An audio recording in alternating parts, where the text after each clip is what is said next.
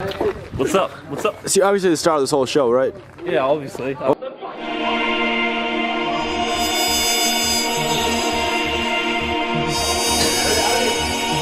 exists in a world beyond your world.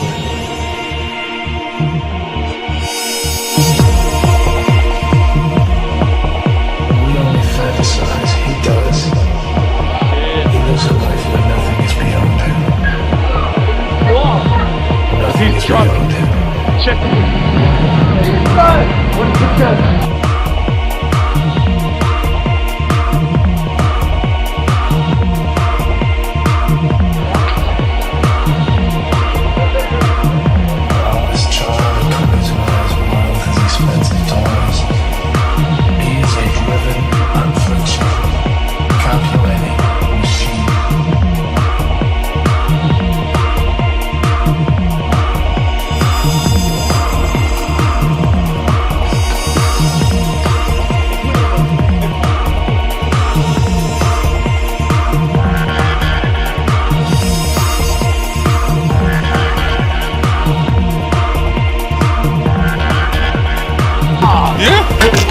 Do I can see my bicep in high definition? No. Come on inside. How's it look?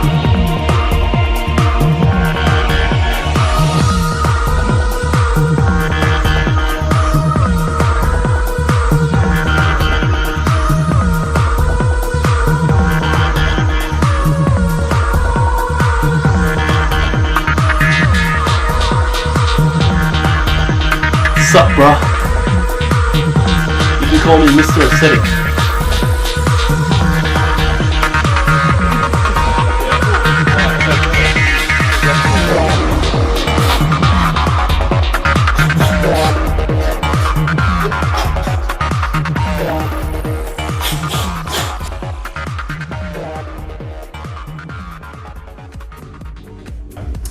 Here we go. Basically, how did I start with bodybuilding? Well, throughout high school, I was always an extreme endomorph. Could eat pretty much anything I wanted to, not put on any fat at all. And after I finished year 12, I started getting into training because my brother was training at the time. And basically I learned pretty much everything I had to learn in the gym itself rather than doing the proper research that I should have done. I never went online, did anything like that for the first couple of months, and that probably hindered a lot of my progress that I could have made. Because I did start off doing simple isolations like bicep curls, shit like that. Then you got to be doing compound squatting, deadlifting. That's what's going to make your body. And I'm telling you right now, if you fuck around in the gym, if you fuck around doing a few bicep curls, if you isolate, you need to get the base first. So you need to fucking train as hard as you can and push yourself. You need to put yourself on a level where your body doesn't want to keep going, and when you reach that point, you keep going. And what you will see is basically your body will be put into overdrive, and that's how gains are made. It's not made by going to a gym and just fucking around with your mates, having a laugh, doing a few sets. You're not going to get a good body like that. You've got to push yourself past that brink. Your body doesn't want to change naturally. That's why you've got to force yourself. And don't forget that dieting is one of the most important things. If you're not dieting, you're not going to get the results you want. It's simple as that. So you could be training, having a fucking epic workout, whatever, but if you're not eating properly, you might as well not be training. Another question in regards to my diet. Well, I do have two different types of diets. There's basically a bulking diet and a cutting diet. Personally, I have an extremely fast metabolism, which means I can eat a lot of food and not convert that to fat, and that's just based on my ectomorph body type. This isn't the case with everyone. My whole life I had a fast metabolism, so that proved to be a positive factor in my training, but that's not the same for everyone. A lot of people find that they have a piece of chocolate or something like that, they'll notice it straight away, so that's kind of unfortunate for them, but you got to do what best with pretty much what you're given. Basically with your bulky meal, you'll have carbs and meat every single meal. Try to get steak, chicken, pasta, everything like that, brown rice, fish. You want to get meat and protein every single meal. The best way to grow is to eat meat. That's why I found when I was eating fucking heaps of meat, fucking put on the side. So definitely try to eat heaps of meat.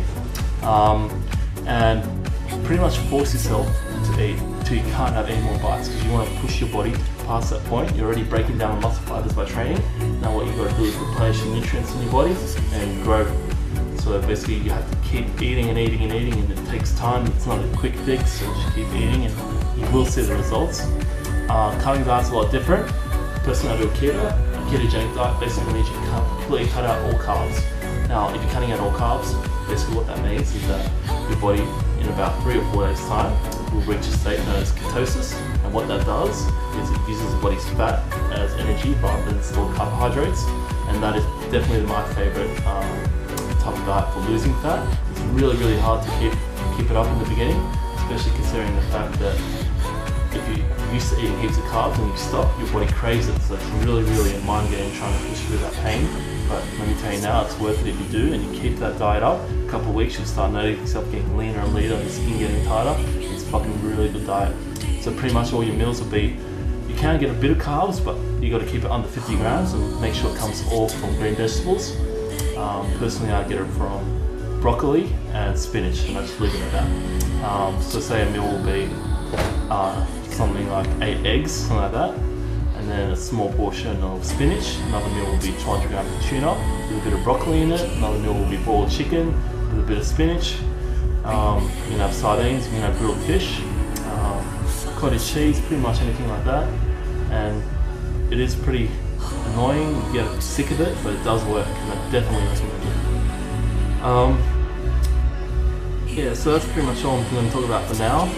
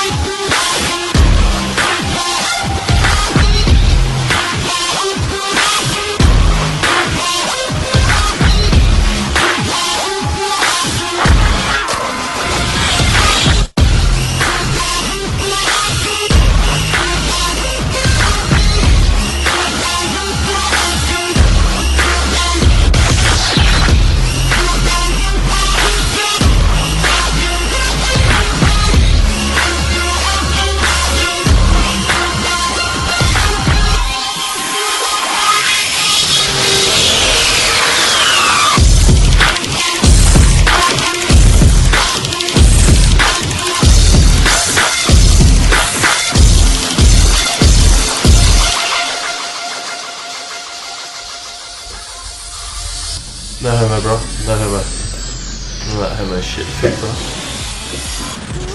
Just Miami, bro. Hi, Mutante. Come at me, bro. Come at me, bro. Hi guys, this is Mina and I'm here to complain once again like a woman should. Hey, you have a great body, I must admit. I'm attracted to that. Good body. But your personality is very shit. It's to keep them out, and in a world gone silent, I'll be your sound.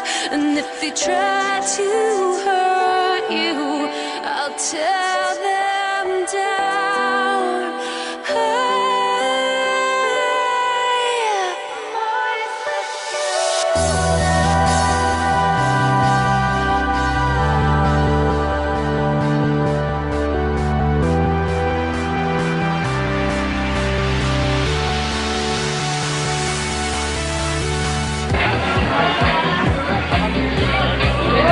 You married?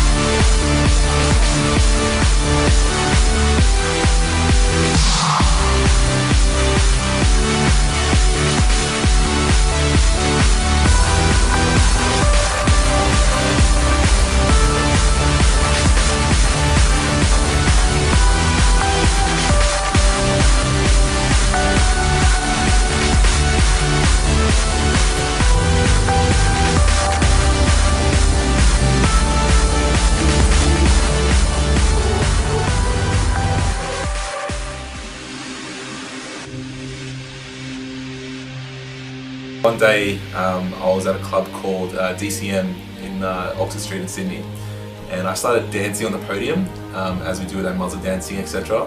And he just stared at me for like 30 seconds, came up to me, and out of nowhere he just said, "Fuck." He goes, "That's crazy, I want to learn that." So then we actually connected on a really personal, different level, and very quickly we became very, very close. Not just like friends, but he actually felt like a long lost brother that I had. Out of nowhere he stopped on the middle of the bridge where there's the main walkway from one side of the festival to the other, and he just looked around, decided, "Fuck this, I'm just going to take off my shorts," and pulled them down, took off his shirt, started walking around in his Calvin Klein underwear.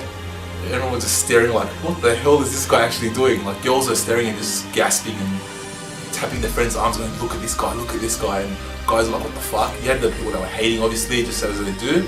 And I was walking for a few minutes and I'm like, "Don't you hear what people are saying? People talking behind your back."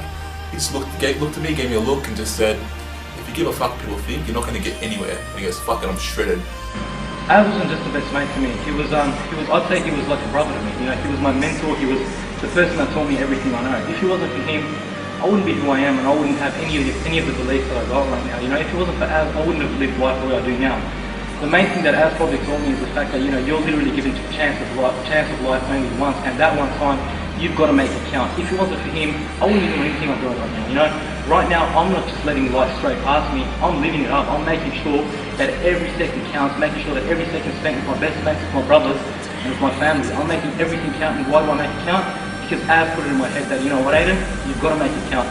You're given one chance, do it. He taught me to respect life. He taught me to respect the chance that I'm given and to make it count.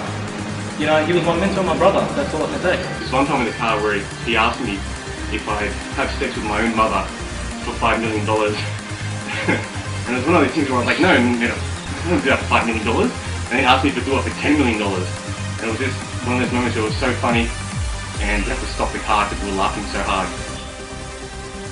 In one word, Az was, I'd have to say, charismatic. He had a level of charisma that was totally unmatched by anybody that I've ever met before.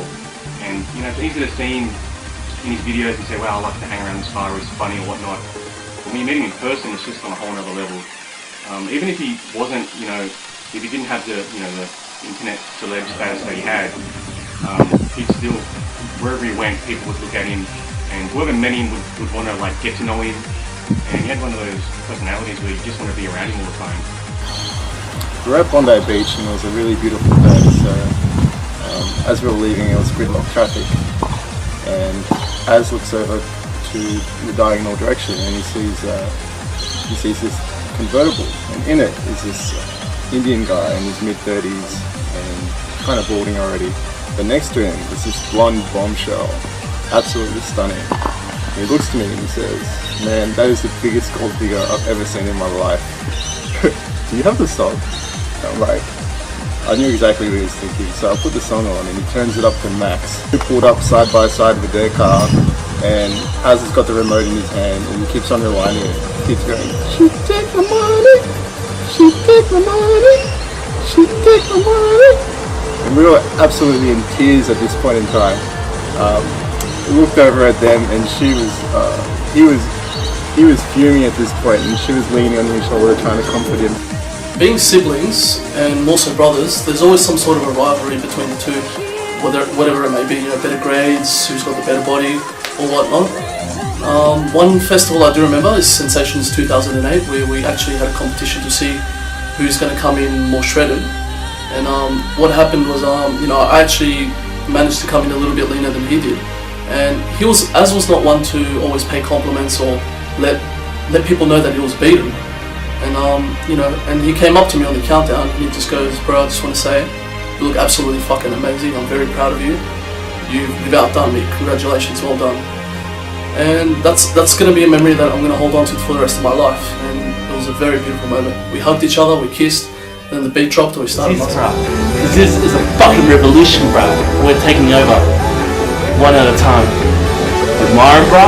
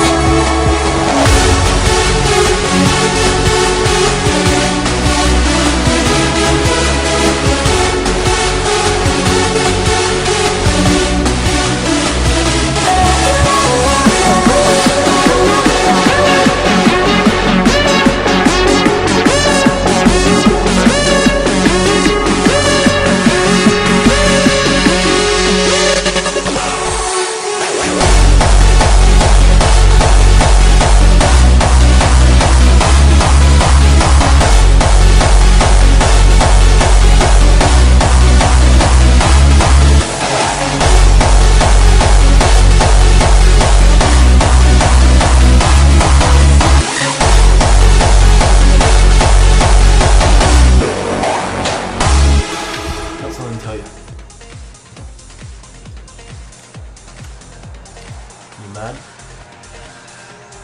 Bruh.